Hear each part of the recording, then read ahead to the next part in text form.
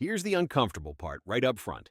The empire you think runs on oil doesn't need oil anymore, and it already built what replaces it. You just haven't been told what it's called yet. The dollar still makes up close to 57% of global central bank reserves, more than the euro, the yuan, and every other currency combined. But back in 2000, that number was over 70%, and it's been sliding for 2 decades. Nearly 90% of global trade still settles in dollars, and half of that muscle was built on oil. But that oil-powered system is quietly retiring. America pulled its own shale out of the ground and needs the Middle East a lot less than it used to. And here's the number that makes it real. In 2025, the U.S. pumped more crude oil than any country in recorded history, about 42% more than Saudi Arabia and 37% more than Russia. That's not a talking point. That's the physical reason America doesn't need the Gulf the way it used to. So why does this video matter to you? Once you understand why the petrodollar was born, why it's fading, and what the U.S. is quietly building to replace it, every semiconductor and AI infrastructure headline for the next decade is going to read completely differently. I'm Moon. I obsess, and I mean actually obsess, over how the U.S. designs and redesigns currency power. This is the whole game for me. If headlines like "Is the dollar's reign ending?" or "Is the AI bubble about to pop" give you a headache, this video is going to settle it for you. Hit subscribe now, and if this helps, drop a like too. Okay, let's break a myth first, because most people get this completely wrong. You probably think the petrodollar was one deal. America sells Saudi Arabia weapons. Saudi Arabia only takes dollars for oil. Sound familiar? Here's the thing though. The petrodollar was never a single deal. It was a whole system. In 1971, Nixon killed the dollar's tie to gold, and the dollar needed a new anchor, fast. In 1974, Henry Kissinger and Treasury Secretary William Simon built that anchor with Saudi Arabia. Saudi Arabia agreed to sell oil in dollars only, and to reinvest those dollars right back into U.S. Treasury bonds. In exchange, the U.S. gave military protection and an economic partnership. By 1975, every OPEC nation was pricing oil in dollars. From that moment on, if any country on Earth wanted energy, it needed dollars first.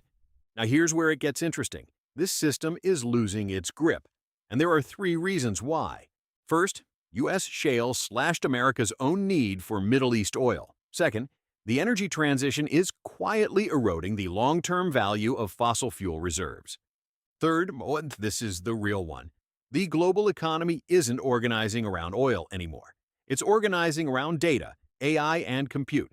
And that means the world needs a new kind of scarce, dollar-denominated asset. Just 4 U.S. tech companies, Microsoft, Amazon, Google, and Meta, are on track to spend over $400 billion on AI infrastructure in a single year. That's more capital in 12 months than the entire global semiconductor industry made in revenue a decade ago. And here's where it gets really interesting. What the U.S. is quietly building is something people are now calling the compute dollar, or the TechnoDollar. In December of 2025, the U.S. think tank CSIS put this on paper officially. The core argument: if the U.S. architects AI compute the way it architected oil in the 1970s, it can lock in another 50 years of currency dominance. Oil was physical. You could count it in barrels. Compute isn't.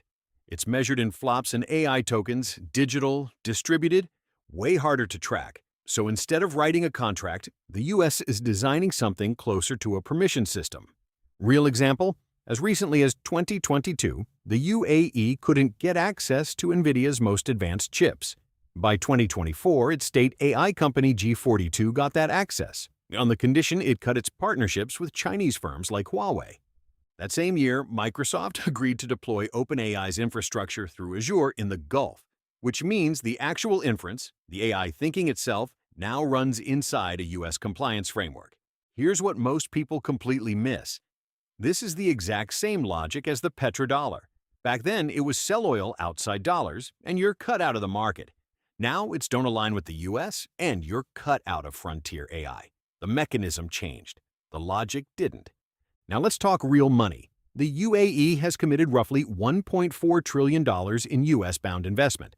OpenAI's Stargate UAE Project is building a 1 gigawatt AI data center in Abu Dhabi. With a catch. For every dollar the UAE puts into a Middle East data center, it has to put at least a matching dollar into U.S. soil. Does this structure look familiar to you? It's basically identical to how Saudi Arabia recycled oil profits back into U.S. Treasury bonds in the 1970s. Same loop, different asset. Oil became compute. Saudi Arabia is doing the same thing on the national level, shifting its entire strategy from exporting oil to exporting tokens, aiming to become the world's third-largest AI infrastructure hub by converting spared land and power into compute capacity. Here's why this matters from America's seat at the table specifically. This isn't a business deal. This is the U.S. running a live experiment in keeping the dollar as the world's reserve currency without oil holding it up anymore. Now, I bet you're thinking, okay, but what does this have to do with me? A lot, actually. Because wherever this system lands determines the next decade of direction for semiconductor, cloud, and AI infrastructure stocks. So let's break down exactly how America is playing this. 4 moves. This is the real payoff of this video. Move 1. Turn access into leverage. Cutting-edge chips and cloud capacity don't go to just anyone. They go to whoever aligns with the U.S. This is becoming how America redraws its alliance map. Move 2. Standardize the mirrored investment structure. Every dollar a Gulf state spends on its own data center gets matched, or beaten, by a dollar spent inside the U.S. Stargate UAE is the prototype for this exact playbook. Move 3. Make stablecoins. The payment rail for the compute dollar. AI agents transacting nonstop, 24/7, need instant settlement that machines, not humans, can use. Dollar-pegged stablecoins are being positioned to fill that exact role. Move 4. Standardize AI pricing in dollars. Training, inference, API access. AWS, Microsoft Azure, Google Cloud already priced nearly all of it in dollars.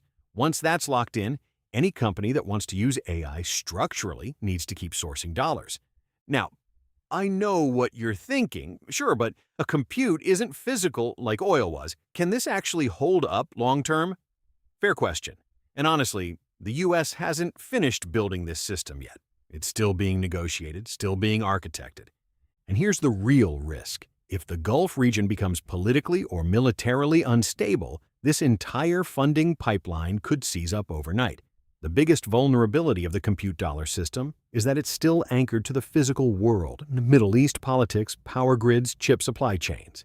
Here's the exposure in one number. About a fifth of the entire world's oil consumption still flows through a single 21-mile-wide waterway, the Strait of Hormuz. One serious disruption there, and the compute dollar's Gulf funding pipeline sits directly in the blast radius. But the direction is unmistakable. The Petrodollar gave America 50 years of leverage. It helped win the Cold War, manage the 2008 financial crisis, and fund the manufacturing rebuild happening right now. If the U.S. finishes architecting it, the compute dollar can hand America that same scale of power all over again.